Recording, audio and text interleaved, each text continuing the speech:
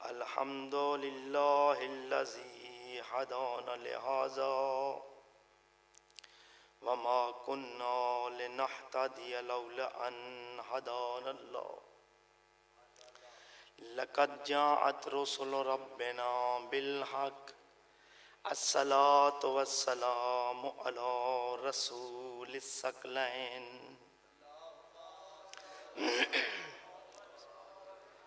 محبوب رب المشرقين والمغربين جد الحسن والحسين سيدنا ونبينا وحبيب قلوبنا وطبيب نفوسنا العبد المؤيد والرسول المسدد المصطفى الأمجد المحمود الأحمد حبيب إله العالمين أبي القاسم محمد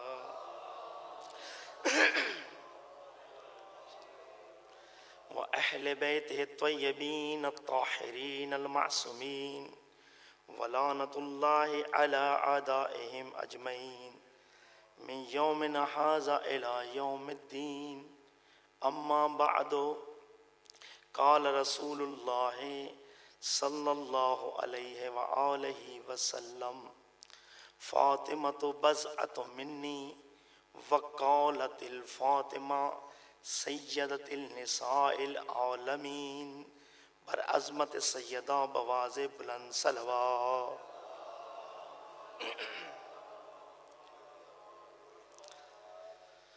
خداوند متعال جناب سیدہ صدیقہ الکبریٰ سلام اللہ علیہا کے صدقے میں ہمارے برادر سید امیر حیدر شاہ صاحب کو اولاد نرینہ عطا فرمائے اور مولا ان کی توفیقات میں اضافہ فرمائے، ان کے والد بزرگوار کی زندگی دراز فرمائے اور ان کے گھر سے دکھ مصیبت و پریشانیوں کو دور فرمائے.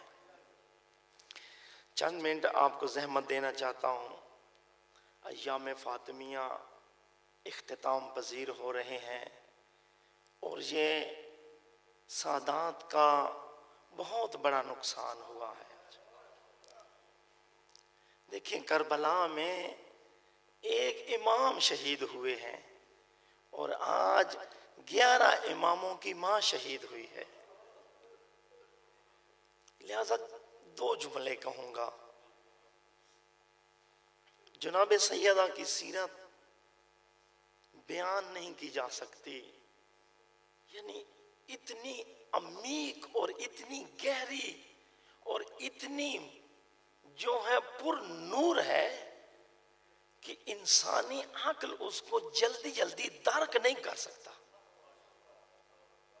جیسے کہ جناب سیدہ خود ارشاد فرماتی ہیں، میں کئی دفعہ ذکر کر چکا ہوں لیکن آج کی مجلس میں خصوصی میں نے اس کو ضرورت سمجھا ہے کہ اس پیغام کو پہنچانا ضروری ہے کہ بی بی ارشاد فرماتی ہیں حببا من الدنیا لکم ثلاثت اشیاء، مجھے تمہاری دنیا میں سے 3 چیزیں بہت پسند ہیں. لفظ استعمال کیا من الدنیا، تمہاری دنیا میں سے، یعنی ہمارا اس دنیا سے کوئی لینا دینا نہیں ہے. تمہاری دنیا میں سے 3 چیزیں بہت پسند ہیں. کون سی؟ نمبر 1 وَيَقْرَأُ الْقُرْآنَ. دوسرے نسخے میں، دوسری حدیث کے نسخے میں ملتا ہے وَتِلَاوَتُهُ الْكِتَابِ اللَّهِ، مجھے اللہ کی کتاب کو تلاوت کرنے کا بہت شوق ہے.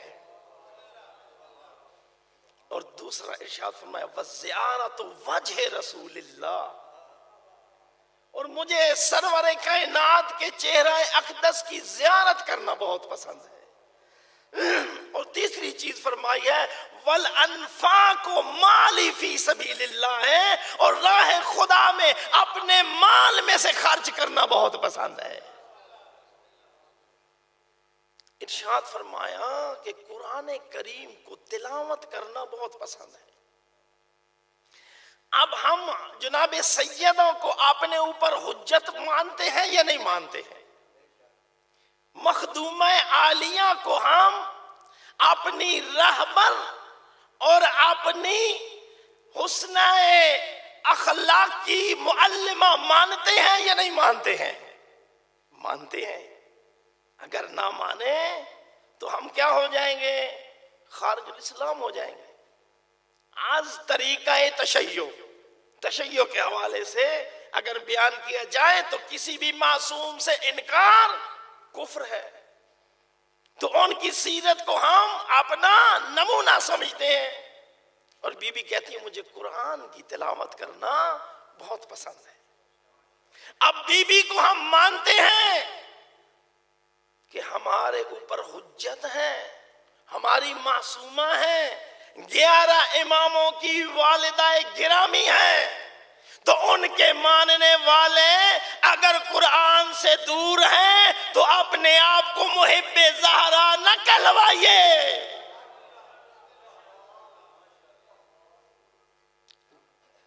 بھائی 40 سال ہو گئے قرآن کی طرف گئے نہیں، پتہ نہیں ہے کل سورے کتنے ہیں، قرآن کی ابتدا کیا ہے، انتہا کیا ہے، پڑھا تک نہیں۔ اور بی بی کہتی ہے مجھے قرآن سے بہت زیادہ محبت ہے، قرآن کو پڑھنا مجھے بہت اچھا لگتا ہے، پسند ہے۔ تو ہم کیسے محب ہیں کہ جو اپنے ہادی کی بات سے انحراف کرتے ہوئے بھی اس دعوے پر ڈٹے ہوئے ہیں کہ ہم ان کے محب ہیں۔ بات تو تسلیم کرتے نہیں۔ محبت کا کیا تقاضا ہے؟ عرف عام میں جو محبت ہوتی ہے ماں باپ کی، بہن بھائی کی، میاں بیوی کی، جو عرف عام میں کسی چیز سے بھی محبت ہو تو محبت کا پہلا تقاضا یہ ہے کہ جو محبوب چاہے اس پر عمل کیا جائے، چاہے وہ اچھا کہے چاہے وہ برا کہے۔ بھائی محبوب کی جو چیز اچھی اس کو لگ رہی ہے وہ مجھے اچھی لگنی چاہیے، یہ محبت کا انداز ہے۔ تو ہماری محبت کا انداز کیا ہے کہ جو ہمیں ہمارے رہبر، ہمارے ہادی جو حق پر مبنی باتیں بتاتے ہیں ہم ان سے پیچھے ہیں، اور پھر اپنے آپ کو محب بھی کہلواتے ہیں۔ چلو ہم یہ نہیں کہتے کہ آپ 50 سال کے ہو گئے کسی 10 سال کے بچے سے پڑھ لو، کیونکہ ہم توہین کا پہلو سمجھتے ہیں۔ کسی اپنے جیسے 50 سالہ بندے سے جا کر پڑھو، علم کے لیے کسی عمر کی قید کا کوئی تعلق نہیں ہے۔ یا اسی پر داد دیتے رہیں کہ فلاں شخص کو پوری زندگی سورہ بقرہ یاد نہیں ہوئی تو ہم بھی تو اسی جیسے ہوئے اگر ہم قرآن سے دور ہیں۔ داد تو دیتے رہیں گے نعرہ حیدری کہ اس کو سورہ بقرہ یاد، تو ہمیں کہاں یاد ہے؟ بھائی توجہ فرمائیں۔ پھر ارشاد فرماتی ہیں، میں لمبا نہیں کرنا چاہتا، ارشاد فرماتی ہیں وَزِيَارَةُ وَجْهِ رسول اللہ، مجھے رسول اکرم کے چہرے کی زیارت کرنا بہت پسند ہے۔ بہت ساری وجوہات ہوں گی، بہت ساری علتیں ہوں گی، کیونکہ معصوم کا کلام کسی ایک نظر میں کلام نہیں ہوتا۔ جیسے قرآن کے اندر باطن در باطن، باطن در باطن، جتنا جتنا بڑا سمجھنے والا آئے گا اس کا باطن کھلتا چلا جائے گا، اسی طرح معصوم کے کلام میں بھی باطن در باطن ہوگا۔ مولوی کچھ سمجھے گا، عالم کچھ سمجھے گا، مجتہد کچھ سمجھے گا، ولی کچھ سمجھے گا، کلندر کچھ سمجھے گا۔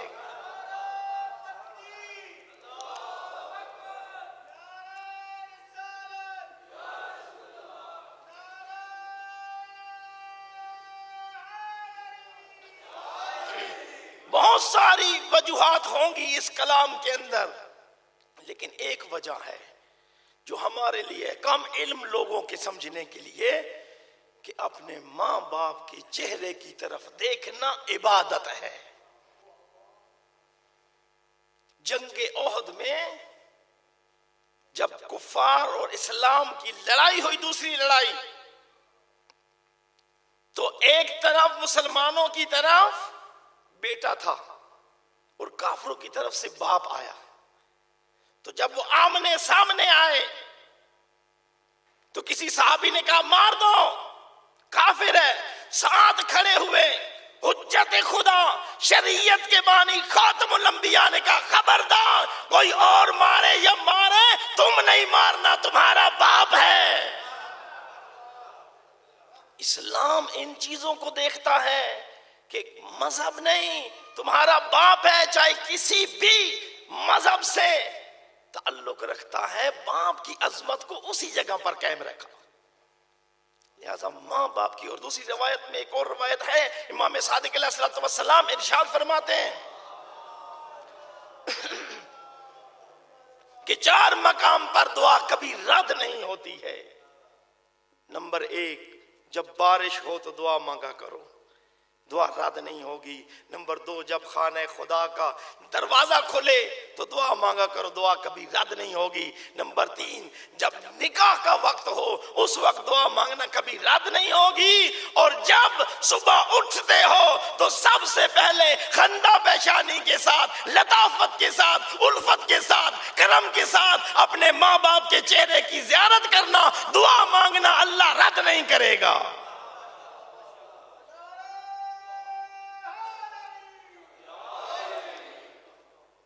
کسی نے پوچھ لیا کہ بارش کا موقع تو ہم کو کبھی کبھی ملتا ہے، عرب میں تو بہت کم بارش ہوتی ہے.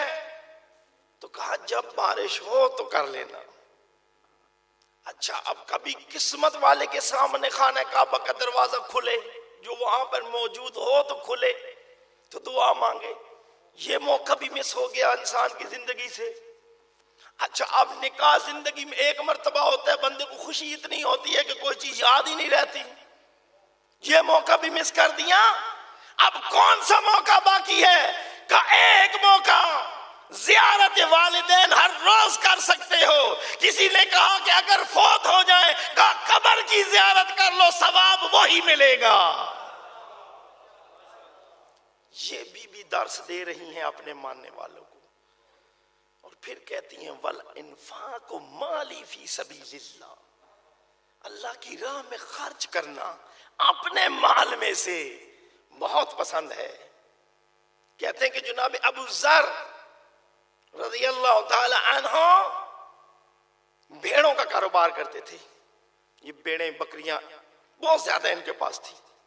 تو کوئی مانگنے والا آ گیا غریب، تو ان کے غلام تھا جو ان کا چرواہا تھا. کہا اس کو ایک بھیڑ اس چرواہے میں سے، اس جو ہے وہ گلے میں سے نکال کر دے دو. تو اس نے کافی دیر لگا دی. جب کافی دیر لگائی تو جناب ابو ذر نے پوچھا اتنی دیر کیوں لگائی ہے؟ کہا آپ تو بادشاہ لوگ ہیں، آپ کو تجارت کا اصول نہیں پتا ہے. یہ جو میں نے اس گلے میں سے بھیڑ تلاش کی ہے یہ سوکھی ہوئی ہے، اس کا وزن کم ہے، اور مارکیٹ میں فروا جو بھیڑ ہوتی ہے موٹی، اس کا وزن اس کے حساب سے قیمت ہوتی ہے. تو آپ کو تجارت کا نہیں پتا ہے، اگر دینی ہے تو یہی دے دیں. تو انہوں نے کہا نہیں، تمہیں پتا نہیں ہے، تم بھی تجارت کر رہے تھے، میں بھی تجارت کر رہا تھا. تم بندوں کے ساتھ کر رہے تھے، میں اللہ کے ساتھ کر رہا تھا. اپنے مال میں سے انفاق کرنا آل محمد کو بہت پسند ہے، بہت زیادہ پسند ہے. اور جناب سیدہ ارشاد فرماتی ہیں، جناب خود رسول خدا نے، جب میں نے ابھی آپ کے سامنے حدیث نقل کی ہے کہ فاطمہ تو بضعۃ منی، صحیح بخاری اہل سنت کی کتاب، ہزار حدیث صحابہ کرام سے منقول ہیں اس میں، لیکن آپ جا کے مطالعہ کریں، جناب سیدہ صرف 2 حدیثیں انہوں نے نقل کی ہیں، فقط صرف 2 حدیثیں. لیکن خداوند متعال حاکم الحاکمین ہے. اس نے کہا اے بخاری سے پریشان نہ ہو، تمہارے اوپر میں بیٹھا ہوں، میں تمہارے سے ایسی حدیث نقل کرواؤں گا ساری فضیلتیں سمٹ کر اسی حدیث میں آ جائیں گی. انہوں نے لکھا، کیا لکھا؟ فاطمہ تو بضعۃ منی، فاطمہ میرا ٹکڑا ہے، فاطمہ میرا حصہ ہے.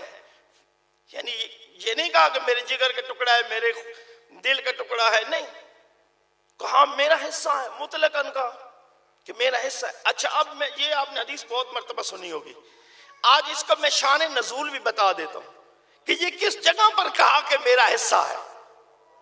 یہ میں بتا دیتا ہوں آپ کو کہ مسجد نبوی ہے، صحابہ کرام تشریف فرما ہے، اور رسول خدا نے ارشاد فرمایا ہے میرے پیارے صحابیوں میں آج تجھ سے ایک سوال پوچھنا چاہتا ہوں. تو سب نے کہا یا رسول اللہ فرمائیے. تو جناب رسالت امام نے کہا ایو شیئن خیر للنساء، بتائیے کہ عورت کے لیے سب سے بہترین چیز کیا ہے. اب جناب فاطمہ الزہرا کا جو گھر تھا وہ مسجد کے اندر تھا، دروازہ مسجد کے اندر کھلتا تھا. بہت ساری فضیلتیں آپ نے سنی ہیں. اللہ کے دو ہی حرم ہیں، دو ہی گھر ہیں، ایک کو خانہ کعبہ کہتے ہیں، ایک کو مسجد نبوی کہتے ہیں. یہ اس گھرانے کی عظمت اور فضیلت ہے کہ اللہ کے گھر میں حضرت علی کا دروازہ تھا اور نبی کے گھر میں فاطمہ الزہرا کا دروازہ تھا. اب بی بی کان لگائے کھڑی تھی، جو بحثیں ہوتی تھیں بی بی غور کرتی تھی، کسی نے جواب نہیں دیا. صحابہ کرام میں سناٹا چھا گیا، سب پریشان ہیں، حتیٰ امیر المومنین علی ابن ابی طالب علیہ السلام بھی خاموش. اب اس سے یہ مطلب نہ نکال لیجئے گا کہ امیر المومنین کو نعوذ باللہ من ذالک نہیں آتا تھا، نہیں. کیوں کہ اکثر صحابہ کرام یہ اعتراض کرتے رہتے تھے کہ جو بھی آپ ہم سے بات چاہتے ہیں یا پوچھتے ہیں ہم تیار ہی ہو رہتے ہیں کہ حضرت علی سب سے پہلے کھڑے ہو جاتے ہیں اور وہ فضیلت لے جاتے ہیں. تو آج علی نے سب کو موقع دیا خاموش ہو کر کہ تم بتاؤ بھائی، بتاؤ. آپ کو سب خاموش ہیں. اتنے میں حضرت علی علیہ السلام دوڑے اور خانہ جناب زہرا سلام اللہ علیہ کے اندر داخل ہوئے. تو بی بی نے کہا اے ابو الحسن، میرے بابا نے آج کیا سوال کیا ہے کہ سارے صحابہ خاموش ہیں. کہا آپ کے بابا نے ارشاد فرمایا ہے کہ ایو شیئن خیر للنساء، عورت کے لیے سب سے اچھا عمل، سب سے خیر والی چیز کون سی ہے. تو بی بی نے کہا کہ آپ میرا پیغام میرے بابا کو پہنچا دیجئے گا. امیر المومنین نے ارشاد فرمایا بتائیں. تو بی بی نے کہا کہ للنساء خیرون، عورتوں کے لیے سب سے خیر والی چیز جو ہے وہ یہ ہے کہ وہ عورت نہ کسی غیر محرم کو دیکھے اور نہ غیر محرم اس عورت کو دیکھے. اب امیر المومنین دوڑ کر آئے، یہ سیرت بیان کر رہے ہیں جناب سیدہ کی، اور آ کر کہا کہ یا رسول اللہ یہ جواب ہے. تو رسول خدا نے کہا من علمک یا علی، یہ علم کہاں سے پایا؟ اگر علی علیہ السلام کہہ دیتے میں نے بتایا ہے تو کیا معصوم پر شک کرتے؟ نہیں. لیکن معصوم کی عصمت اس چیز کو بھی گوارا نہیں کرتی.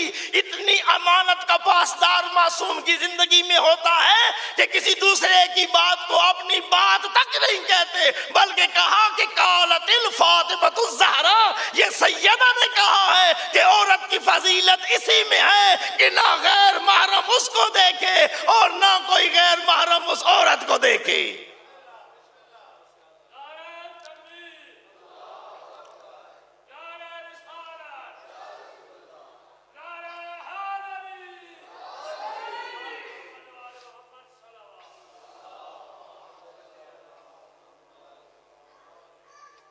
تو اس وقت رسول خدا نے ارشاد فرمایا کہ فاطمہ الزہرا کیوں نہ کہتی، اس لیے لِأَنَّهَا فاطمہ بضعۃ منی، فاطمہ رسالت کا حصہ ہے. یہ وہ موقع ہے جب رسول نے کہا فاطمہ میرا ٹکڑا ہے، کیوں نہ جواب دیتی. پھر ارشاد فرمایا مَتَى تَكُونَ امرأۃ لے قرب ربہا، بتاؤ کہ عورت اپنے رب کے نزدیک کس وقت ہوتی ہے؟ پھر سوال گیا اور جناب سیدہ نے پیغام بھیجا، کہا یا رسول اللہ، عورت اس وقت اللہ کے قریب زیادہ قریب ہوتی ہے، النساء فی البیت للقرب بربہا، عورت اس وقت اپنے رب کے قرب میں ہوتی ہے جب وہ اپنے گھر میں با پردہ رہتی ہے۔ اب بتائیے، یہ میسج اپنے گھروں تک پہنچائیے، یہ حدیثیں بیان کر رہا ہوں کہ عورت کی سب سے بڑی فضیلت جو ہے اس کا باپردہ ہونا ہے۔ یہ سیرت حضرت فاطمہ الزہرا ہے۔ اور بی بی ارشاد فرماتی ہیں کہ جب عورت اپنے گھر میں رہ کر گھر کے امور کو انجام دیتی ہیں تو ایک ایک کام کے بدلے میں اللہ ہزار ہزار نعمات کا نزول کرتا ہے۔ بی بی ارشاد فرما رہی ہیں، اب آپ بتائیے، میں آپ سے عرض کرتا ہوں کہ کلچر سے پیار کرنا چاہیے یا سیرت معصومہ سے پیار کرنا چاہیے؟ کلچر ہمیں کیا سکھاتا ہے؟ خواتین کہتی ہیں کہ اسلام کی کیا بات ہے، اسلام نے تو ہم کو گھر میں بٹھا دیا ہے، اور معصومہ کہتی ہیں کہ گھر میں بیٹھنا عورت کے لیے سب سے بڑی فضیلت ہے، سب سے بڑی عظمت ہے۔ تو میں کہتا ہوں، استاد معظم ہمارے کہتے تھے کہ اے عورت، تمہارا گھر میں بیٹھنا یہ اس چیز کی علامت ہے کہ اسلام آپ کو، پورے اسلام میں آپ کو اللہ تعالیٰ سب سے بڑی قیمتی چیز سمجھتا ہے۔ اس کی مثال دیتا ہوں، پتھروں کو کہاں دیکھتے ہیں؟ کاٹ ٹھوکروں میں، سڑکوں کے اوپر۔ اور ہیرے جواہرات کو کہاں دیکھتے ہیں؟ سونے کو کہاں دیکھتے؟ تجوریوں میں، صندوقوں میں، بہت گہری گہری اور اچھے اچھے جو ہیں وہ جگہوں پر جہاں پر کسی کا ہاتھ نہ جا سکے، کوئی دیکھ نہ سکے، اس جگہ پر بند کیا جاتا ہے، کیوں کہ وہ قیمتی ہوتا ہے۔ اسلام یہ تھیوری پیش کر رہا ہے کہ اے عورت، تو ان سب سے قیمتی چیز ہے جس کی حفاظت اللہ خود کرنا چاہتا ہے۔ اور اگر اتنی عظمت نہ ہوتی تو تعارف کیوں کرواتا جناب سیدہ کے صدقے میں کہ ہم فاطمہ تو ابوہا و بالہا و بنوہا۔ اب ہم کو انہوں نے کورس تو کروایا انگلش لینگویج کا بھی، لیکن وہ اتنی نہیں آئی جتنی عربی اور فارسی آ گئی۔ تو جہاں پر کچھ مسئلہ بنتا ہے تو ہم عربی اور فارسی سے مدد لے لیتے ہیں۔ تو عربی میں اسے کہتے ہیں مباشر، اور دوسرے لفظ کو کہتے ہیں غیر مباشر۔ مباشر کا مطلب ہوتا ہے ڈائریکٹ، اور غیر مباشر کا کیا مطلب ہوتا ہے؟ انڈائریکٹ۔ اب رشتے ہوتے ہیں دو طرح کے، ایک ہوتے ہیں ڈائریکٹ، ایک ہوتے ہیں انڈائریکٹ۔ بس یہی بات کہہ کے آپ کی ذہن سے تمام۔ فضیلت والا رشتہ وہ ہوتا ہے جو ڈائریکٹ ہوتا ہے، اور تھوڑی فضیلت والا رشتہ وہ ہوتا ہے جو انڈائریکٹ ہوتا ہے۔ اب آپ بتائیے، سسر اور داماد کا جو رشتہ ہوتا ہے وہ انڈائریکٹ ہے یا ڈائریکٹ ہے؟ انڈائریکٹ ہے۔ کیوں کہ اگر وہ بچی نہ ہوتی تو وہ ان کے داماد نہ بنتے۔ اسی طرح نانا اور نواسے کا رشتہ جو ہے وہ کیا ہے؟ انڈائریکٹ ہے۔ بچی، پھر بچی کے بیٹے، اور پھر بیٹے جا کے نواسی، ہے کہ نہیں؟ اور جو ڈائریکٹ رشتے ہیں وہ میاں بیوی کا ہے، باپ بیٹی کا ہے، ہاں جی، یہ ڈائریکٹ، بہن بھائی کا، یہ ڈائریکٹ رشتے ہیں۔ اب اللہ تعالیٰ نے حدیث کی صحابی تلاوت کی ہے، اللہ تعالیٰ نے جب تعارف کرانا چاہا تو کہا کسی ایسے رشتے سے تعارف کرواتا ہوں جو فضیلت میں بھی آگے ہو۔ فصاحت و بلاغت کا خاصہ یہی ہے کہ وہ کسی بھی کمی کو ترک نہیں کرتا۔ اب اللہ تعالیٰ نے جو دیکھا تو کہا کہ میں محمد رسول اللہ صلی اللہ علیہ وآلہ وسلم کی ذات اقدس سے تعارف کرواتا ہوں۔ تو جناب رسالت مآب کا رشتہ جناب سیدہ سے ڈائریکٹ تھا، لیکن حسنین اور مولا علی سے انڈائریکٹ تھا. پھر کہا کہ میں امیر المومنین سے اس تعارف کو شروع کرتا ہوں تو جناب خاتم الانبیاء اور جناب امیر المومنین کا رشتہ انڈائریکٹ تھا. لہذا اللہ نے ایسی ہستی چنی جس کا سب کے ساتھ رشتہ ڈائریکٹ تھا. کہا فاطمہ تو ابوہا و بالوہا و بنوہا، یہ فاطمہ ہیں، یہ ان کے بابا ہیں، یہ ان کے شوہر ہیں، یہ ان کے دونوں بیٹے ہیں.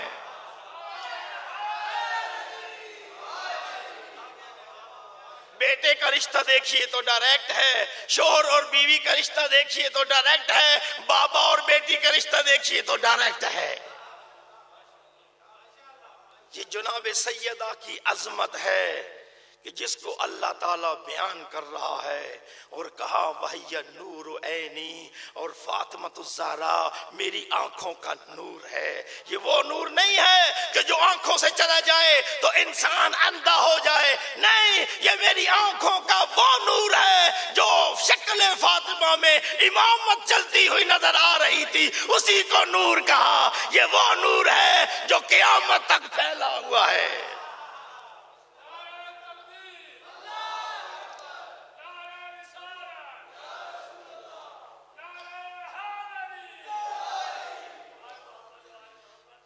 تمام شد.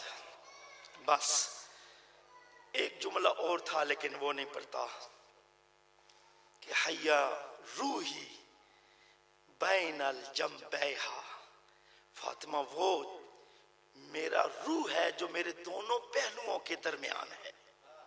اب انسان کی زندگی کا دار و مدار اس کی روح پر ہوتا ہے. جب روح چلی جائے تو انسان کسی کام کا نہیں رہتا. اس پر کسی دن پھر وضاحت کروں گا کہ اس جملے کا مقصد کیا ہے.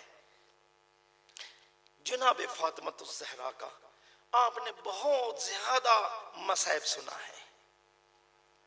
دروازے پر آگ لگائی گئی. کیوں لگائی گئی؟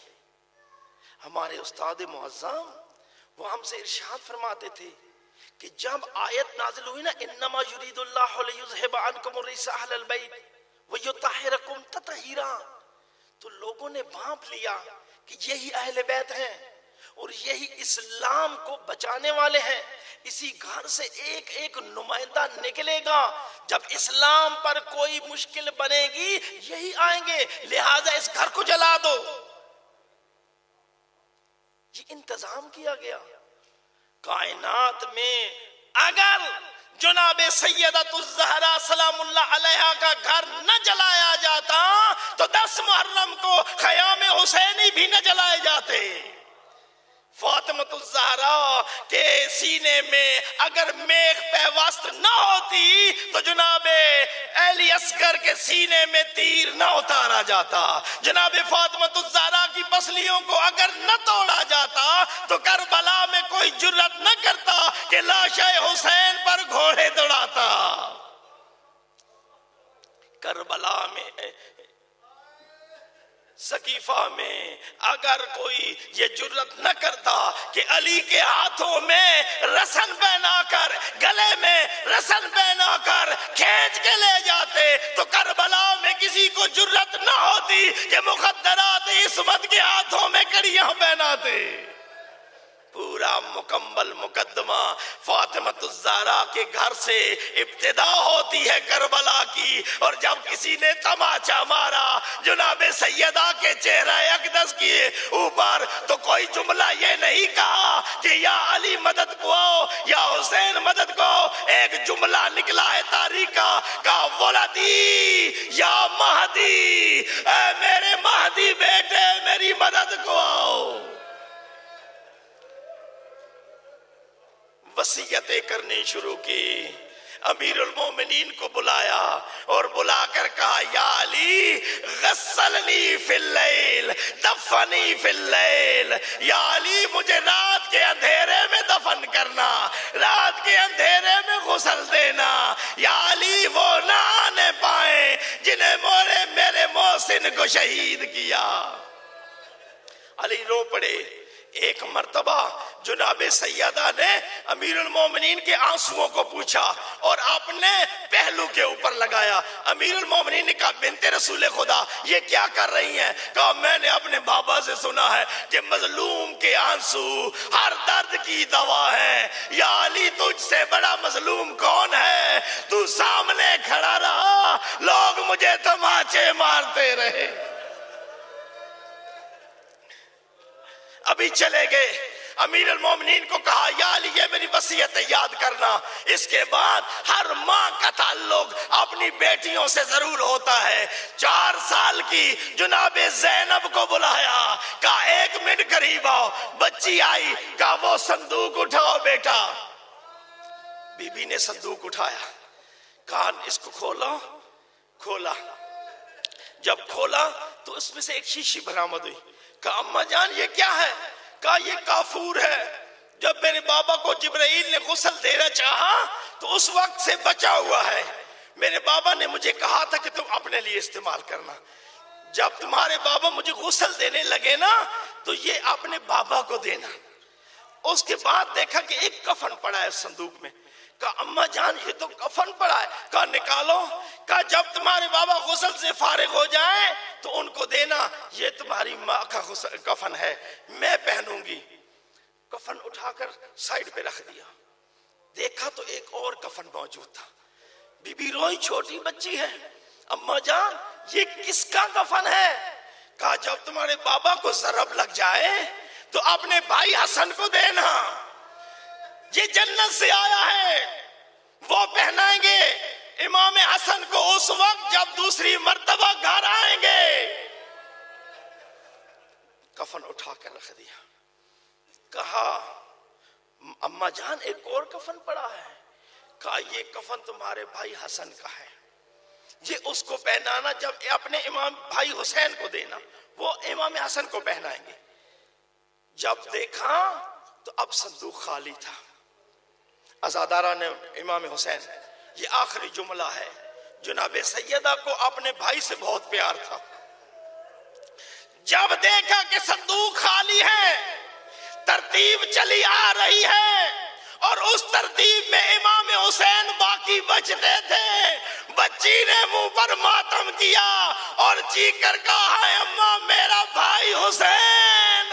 کہا تمہارا بھائی بلا کفنین ولا دفنین فی الکربلا، نہ اس کو کفن ملے گا نہ دفن ملے گا، بلکہ جب لاش پہ جانا میری طرف سے بوسہ دینا۔